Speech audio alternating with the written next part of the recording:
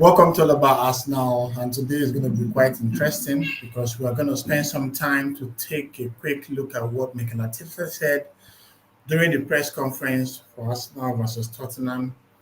We've waited for quite a while for the international break to be over. Of course, we had the casualty in the form of Gabriel, who went to play a meaningless friendly against Senegal, and of course, injured his thigh or his groin. And we're going to see what's that said about that. See other important thing that the gaffer mentioned in the course of this presser. So what I intend to do is to go to the Arsenal official website and check the page of all the things that Arteta said and just give my thoughts around them. So without further ado, we're going to start with the very first thing that was the elephant in the room, basically, which was Gabriel's injury. And his words were very simple. Gabi unfortunately picked an injury with the Brazil national team, and he's going to be out for weeks. We need another scan next Wednesday, and when we have the timeline, probably much clearer than it is at the moment. So for this one, there have already been a couple of articles out there, with the most recognized being the one that David Ornstein shared, where he mentioned that Gabriel will be out for 1 to 2 months. We are certainly not sure of the exact timeline, but knowing fully well that this is a thigh injury and, of course, sports science and all that, it's evident that we're not going to see our key defender for a while. Luckily, we have very good replacements in the likes of Piero Hincapie, in the likes of Ricardo Calafiori, in the likes of Julian Timber or Ben White if they want to come centrally, or even Christian Mosquera. So thankfully, Arsenal has enough players that can make up for the absence of Gabriel. But as the saying in Nigeria goes, if it's not Panadol, it's not the same thing as Panadol.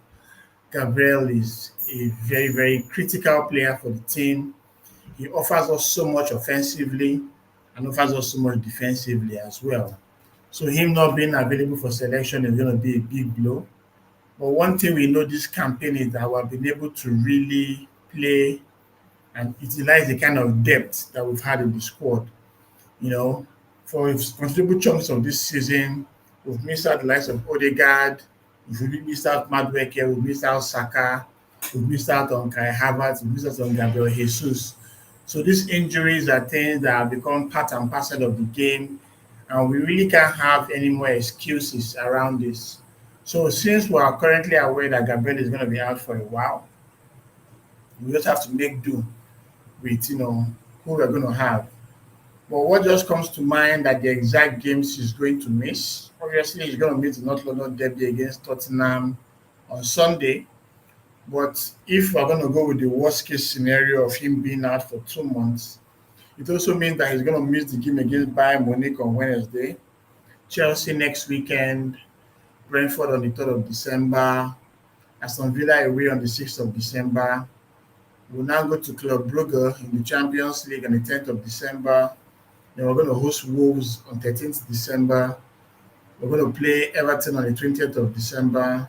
We play the crazy EFL Cup quarter-final clash with Crystal Palace just 3 days after Everton on the 23rd of December. Then we're going to play Brighton on the 17th of 27th of December. We'll play Aston Villa as well. Going into the new year, we're going to play against Bournemouth. We're going to play against Liverpool, Nottingham Forest. Then Gabriel might now come back and want to play against Inter Milan. That's a lot of games to actually miss out on, but that's what it's looking like so far. So that was basically asked, how big of a blow is this to him? And you can see how honest our coach was with his comments here. He said it's clearly a blow because Gabriel is our leader in the back line, and to him, it's never a positive thing. The good thing is that we have very good options and we need to stand up and do the job. Soldiers come and go, the barracks remain the same. Yes, we've lost Gabriel and it's going to be a very, very terrible thing in terms of missing out on those great things he's done for us. In the last couple of game weeks, he scored a couple of goals against Aston Villa, against Atletico Madrid, and he has some assists against Fulham, and more recently Burnley. But as I said that we have very good options, and the truth is that we have very good options. I've already mentioned them earlier: Calafiori, Nkapie, and of course Mosquera. So whoever that's going to play alongside Saliba on Sunday, I'm very good, and I'm sure that we would do very well in that game. I actually prefer Hinkapie, but unfortunately, he is someone that has not played many games within the side. So I won't be surprised if I see someone like Mosquera play there, or Calafiori come to the middle to allow Lewis Kelly play on the left hand side. But I would actually prefer Calafiori to remain on the left because of the level of chaos that he brings to us anytime he plays. And I'm looking forward to that. And of course, he was now asked about the availability of Calafiori because if you recall, Calafiori was called by Gennaro Gattuso for the Italian national team to play in the games against Moldova and Norway. He had actually complained about a hip issue. And of course, he had complained about a hip issue, when he came to the camp. So the Italian doctors checked him out, verified that okay, truly he is not fully fit, and he was rested for the game against Moldova. They won 2-0 in that game. Goals from Esposito and Mancini, if I remember correctly. But after this, he was sent back home. This means that he was not even available for selection when Norway came to town, and that was quite a concern. So he's come back, and Mikel Arteta said that Calafiori wasn't available for the international break, that he had been carrying a few things, and we have to bring him back. He hasn't trained yet. Tomorrow they're going to have another training session to see how he is. So the fact that Calafiori has not trained yet is a concern to me. Bearing in mind that okay, if this was a game we're going to play tomorrow, he certainly won't have been available for selection. And now that this is a game that we're going to play on Sunday and he hasn't trained yet, I'm going to have just one session. I don't know whether that will be enough for him to start. But Lewis Kelly is someone that has been chomping on the bit, looking for a chance to, get some minutes. And of course, we're going to go play the derby, a game that he will certainly be motivated to play.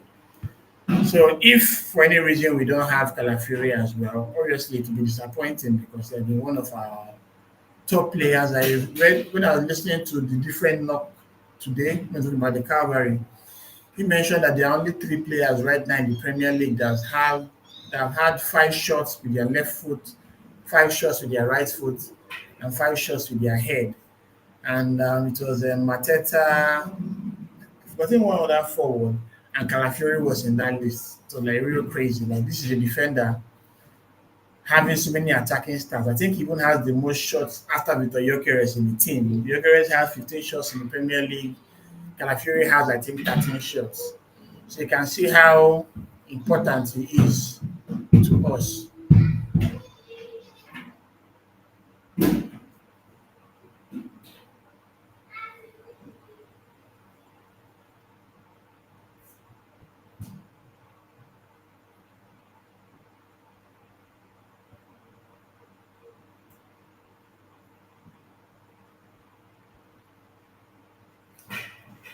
So that's another key part. Oh, I lost. Oh wow, sorry. I think I lost the. Let me get it back. I kind of exited the link by mistake. Okay.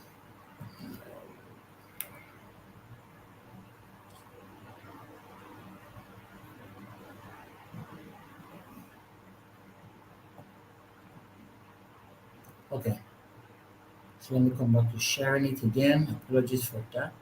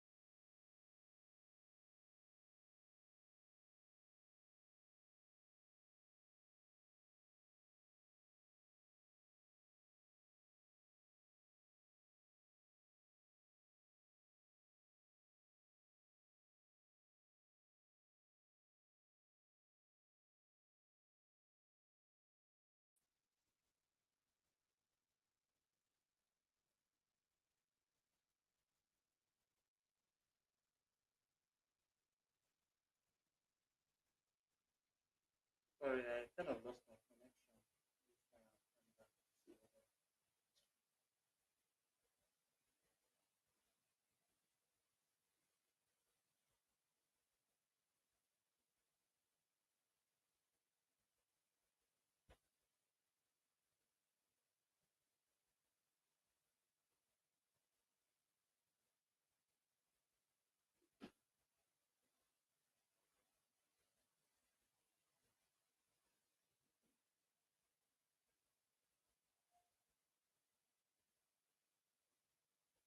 Testing.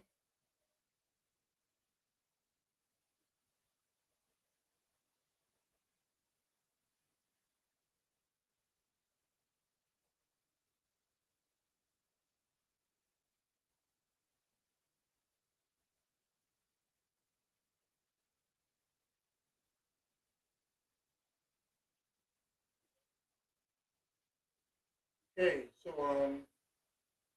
Calafiori is someone that we really, I don't want him to be out of the team, but if he's not available, and there's basically nothing we can do about that.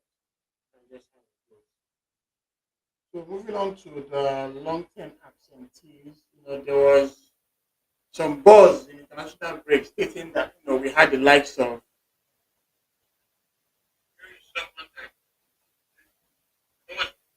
some buzz in international break stating that we're going to have Madueke, Martin Odegaard, Victor Yokeres. What the bad guys again? Not the Madueke, Martin Odegaard, Victor Yokeres, Kai Havertz, and Gabriel Martinelli. Yes. When we got the bad news from the German national team manager, Julian Nagelsmann, stating that Kai Havertz suffered a minor relapse. And of course, there was the news that I saw a tweet from Hand of Arsenal saying that Jokeres is not fit, but I was also a lot of pictures. So there's just so much going on. I'm sure Fabio will give us any full information around that. So what you said was on the long-term absentees, we put a lot of energy during international break with all the medical staff as well. And we're trying to bring them as quickly as possible. Tomorrow there's going to be another training session to see how some of them are feeling, whether it's a bit too close for this game or we feel that they can contribute to the game. So tomorrow we'll have more clarity. This is fair. Bearing in mind that this guy has been out for quite a while. I was reading somewhere on House blog where he was mentioning the timeline of our players and the amount of games they've missed. I think I just need to check that out.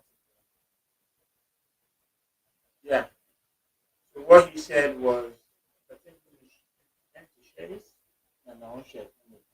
What he said, Kai Havertz last played August 17th, which was the Manchester United game. James missed 16. Martin Odegaard last played October 4th. That was the game against West Ham. James missed 7. Noni Madueke last played September 21st. James missed 11. That was when we played Manchester City, if I recall. Victor Gyökeres last played November 1st, which was the only game. James missed 2. Missed the Slavia Prague and the Sunderland draw. Gabi Martinelli last played October 26th. What game was that? 26th of October. I can't recall now. James missed 4. Gabi Jesus January 12th. That was when we played Man United in the FA Cup. And James missed 44. So you can see that we were very excited when we heard the news that all these guys were returning back to the fray. It was quite disappointing. So I don't think any of them are going to start. I know there has been some hope around Odegaard being like the closest witness among them all. But I think a great Tuesday will still stay in attacking midfield. And at some point in time, maybe for the last 20 minutes, Odegaard can come in and do his thing.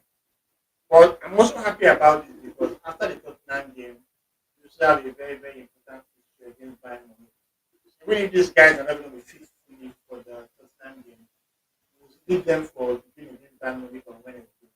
And of course, when we see Stamford Bridge on Saturday next week, play Chelsea. So they asked him if any of them could be in the squad. He said that he's hopeful and they can make another step tomorrow, but he certainly cannot say. And that's fair.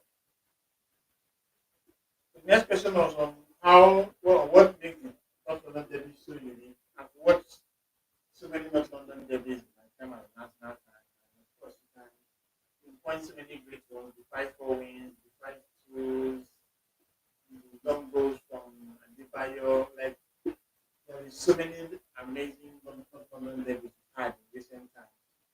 But first comments were very simple. He said it's just different. It's a big city, it's a big rivalry. It's a part of London we want to conquer. And they want to do the same. The law shifts over the years and Tottenham, we've had more than them, no doubt, but we have been more dominant. It's true. And it's beautiful, especially when we play at home in front of our own people. I remember that game in 21-22, where that was basically the coming of age for Saka. What it means to the fans and the energy that they are going to bring, the energy that the team is going to bring in every single action, and the privilege to do this kind of thing. Can't wait for something. Yeah, I agree. When you are playing a game like Tottenham, the other is a level of motivation that just comes. You just always want to beat this sport. And when you think of the fact that, under France, they've had their struggles, this start being one of the best teams on the road. I think the 5 games they've played away, they've won 4 and drawn 1. While their record at home is quite champagne. So it is a way to advance success of his team, especially in away games. He has won some very critical one, like the one that Man City and the Etihad. Nobody saw that coming. And of course, when you play PSG in Sparkle, he was very close to winning that game. You know, it's not about the challenge of focusing on winning the derby contest. Yeah, it's about bringing everything to the table, the context of the game, and power. When you have everybody playing with that passion and emotion within the team, with every single ball, it makes a difference. As I said, what London Derby is going to bring the guys really up for it. And you can't like passion that of someone like Miles Skelly. So it speaks about why would be so good against Spurs in recent seasons. Yeah, the emotion is something else. It can't be too high, and at the same time, the team demands that every goal and every action you have to play a bit more than any other game. They found the real balance around, and that's true. Because anytime we play Tottenham, we tend to play very well, and the results actually show it as well. It's true. And the next one, someone asked him about Wayne Rooney, saying that the Gyökeres is one of the top 3 players of the season so far. Yeah, I agree. Gyökeres is someone that has done so well. They were very high expectations of him, in all honesty, when he joined the club. When he joined the club, especially with the fact that he scored so many goals in Sporting CP. But right now he has scored just 6 goals in I think 4 or 15 games, which is in all honesty not a bad average. But what he has done more to the team is to bring more players in. The presence of the Gyökeres, Saka has really, really, really thrived. Same with Martinelli, same with Joseph. This has really helped them because now the Gyökeres puts a lot of defenders, closes down a lot. He had the most presses in the final third. The entire Premier League, 219, that's a very crazy stuff. That's why I was just surprised when he had that much win. Then he went like he does this game in, game out, that's a situation. So the person that is really glad that that information was there for someone like when running, the experience and the kind of player that he was. Not just related to the goals he has scored, but his contributions to the team. Yeah, which is what I spoke about just now. What a nine can do, and you can see the impact that Victor has on the team. His work rate. Yes, his work rate is exemplary. It's good to see his manager also citing that because Joker is someone that has a very high work rate. He has done very well in the team, and it opens up the spaces for other people. So yes, some folks just want to focus on just the amount of goals he has scored or just the amount of games where he did not do as well or where he done so. But your careers has so far has done so much more than just goals. Yes, goals are very important. All is disputing that. But you cannot say that in the time he has been with us, he has not been an amazing player. was asked how different the challenge has been facing sport this season compared to last. Obviously, a whole lot has changed. They had Espirito Santo sacked him, got on Poglio, who was really terrible. They sacked him as well. Now they have a new manager. So you can see that that always face of differences. Then now about how the people has countered them based on how they play. When you think of, so I think when you start thinking of the season that we are in, you have to really enjoy what you have. I think they've done very, very good things. They've set out to win, won some in some first places. The record away from home has been very impressive as well. And you not need to merit that. Because no one gives you anything easy. That's true. Tottenham's away record has been great. Very, very good victories. The very last one was against Everton, I think 3-0. Yeah, where Van der Ven scored two goals instead. You know? And you have to acknowledge such things because, honestly, these guys will always come to hurt you if you give them the chance. So where they are on the table is based on merit. I think they are fourth now. I need to quickly check that. I know they're in the top four. And they're doing very well.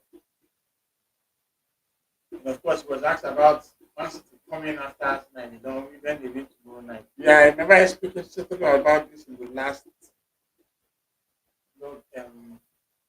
I did a while ago for international break, where we're talking about the fact that if Man City wins Newcastle on Saturday evening, they will be just 1 point behind Arsenal. And there's a lot of pressure and going into the game against Tottenham. But just what it is. Just said no, everyone is trying to win every game, same as we are going to do. Just have to go game by game and control the things we can do. Very well for tomorrow. Sunday be a beautiful day. That's what it is. You know, you have to just play the games that are in front of you. And prior to the draw against Sunderland, Arsenal have won 10 in a row. So you can see that this line has already been doing very well.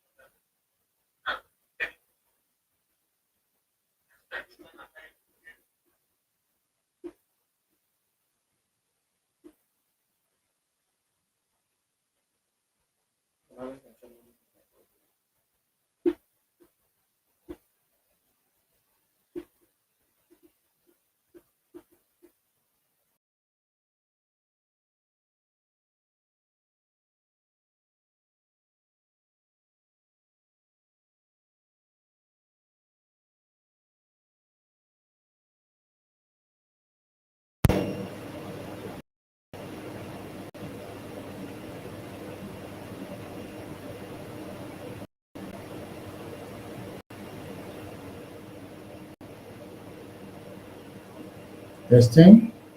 Okay, I think my audio is back now. Sorry for the glitches in the way I was sounding.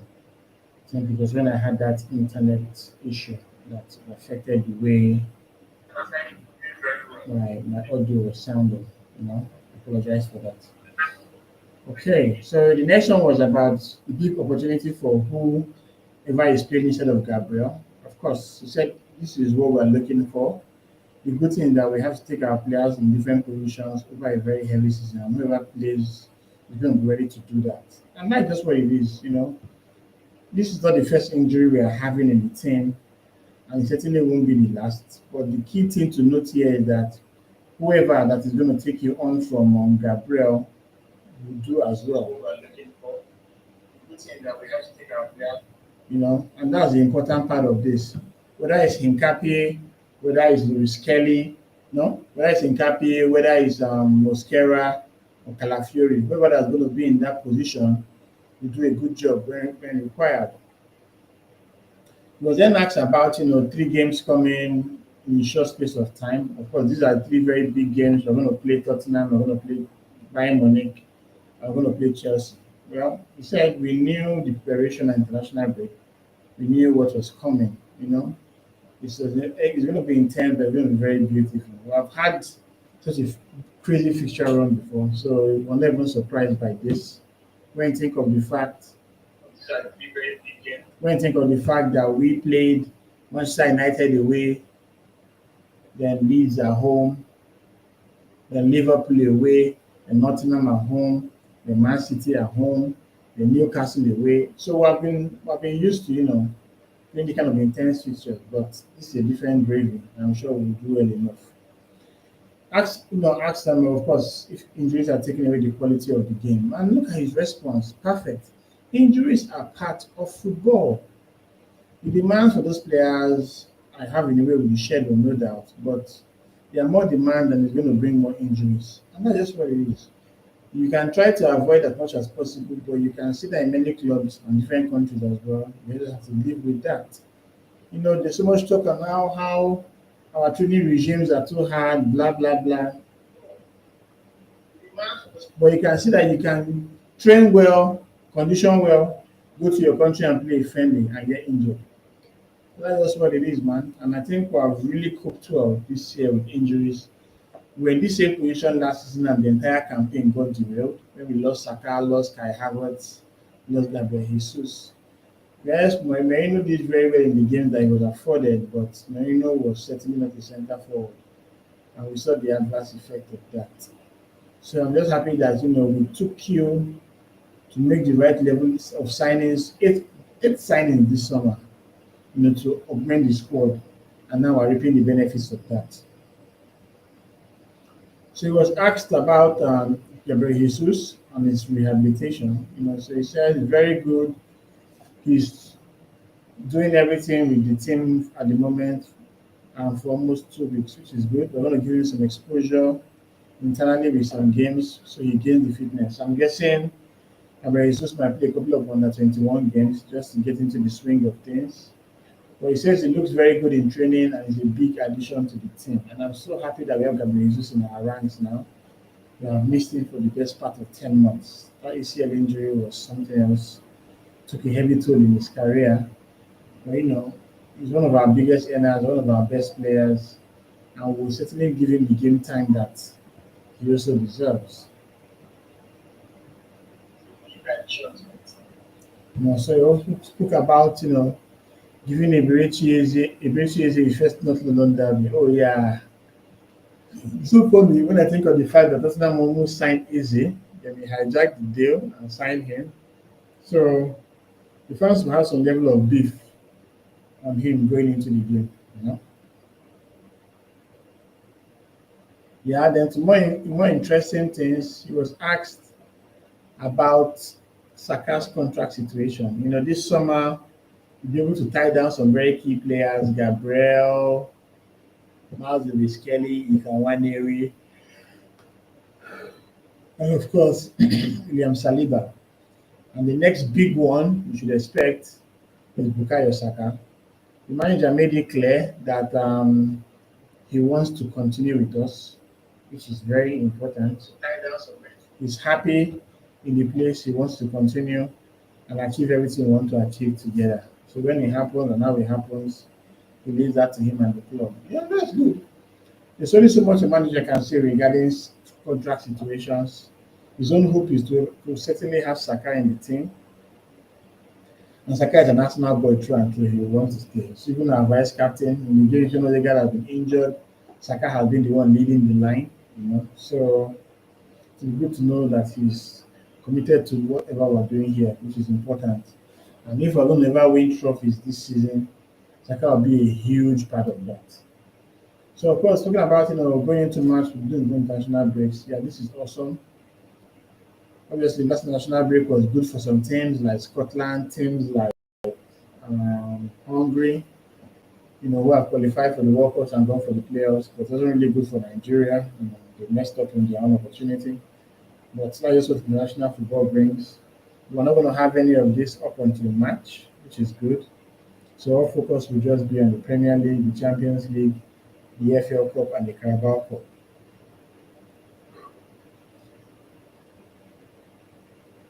Yeah, I spoke about the easy thing.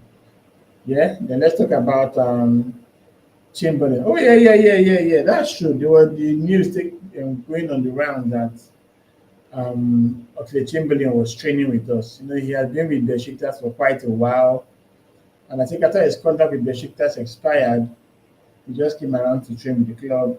And he's been playing with the youth guys, teaching them. The guy is in his 33 or 34 now. Like, I'm just remembering when we signed Oxlade Chamberlain. Was it for Southampton? He was such a youngster and whatnot, but so many years have gone past. Like, wow. When we sold him to Liverpool for nearly 40 million, it was a record signing, record sale at that point in time or so. You know. So he said it's great to have Oxlade Chamberlain around. We are proud to have him because first of all he wanted to be back. So when it happened, he had been asked wanted to come. He felt loved here, respected here, and yeah, this was the right environment for him to start something new in his career. So as long as we're not going to sign him, we're good. Let him just continue to you know train with the club. Yeah, he was not asked about managing Karius load. Yeah, that's true. But if you think about it, Calafiori doesn't play 90 minutes consistently. We try to manage his load as much as possible, which is a good thing. He said he was dealing with a little issue and he played, and the rest of them and took that load up because of that. Because I think the last Champions League game, we used Hincapié entirely, and all that. And even the game against Sunderland, I think it was Hincapié that played instead of Calafiori.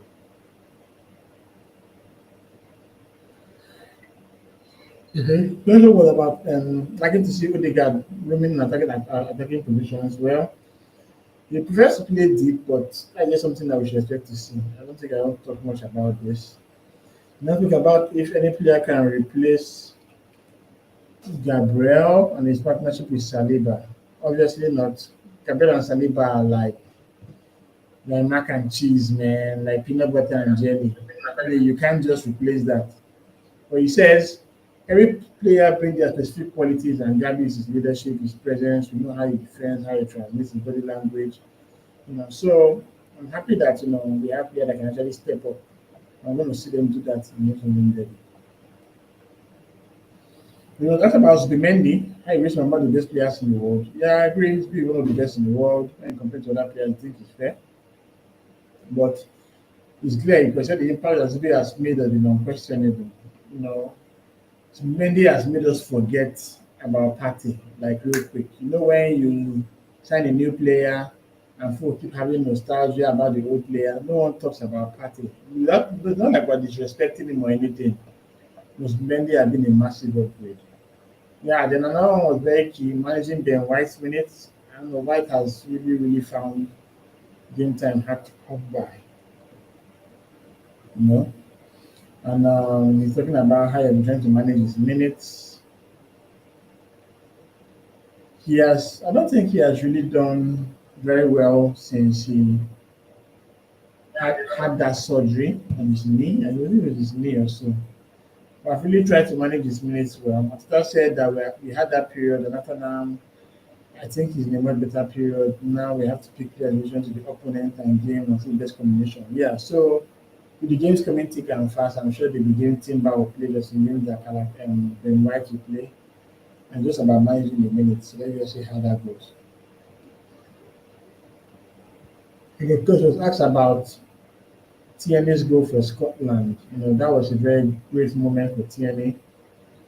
Happy for him and the Scottish people because he lived there for 2 years when he played with Rangers and he had an amazing experience with them. So, you're just glad to see after really love what TNA did with his time there. And it's good to see him going to the World Cup. TNA is one player that we thought was really going to be a captain of the club someday. But, we tried the whole inviting thing and could not really adapt. And that was pretty much it. So that was basically the breakdown of Atita's presser. Tomorrow I'll be doing the match preview, and on Sunday we'll have the match reaction. From the action in North London Derby, and see how that pans out. And that weekend of Premier League action has been long overdue. We've been waiting for this for quite some time, and it's good to see that we're finally back. So thanks for being on tonight's stream. Unfortunately, I know I had some internet challenges when the internet tripped off and I had to go blank for a while. There's only so much control you have on this type of things. But till then, come on, you guys.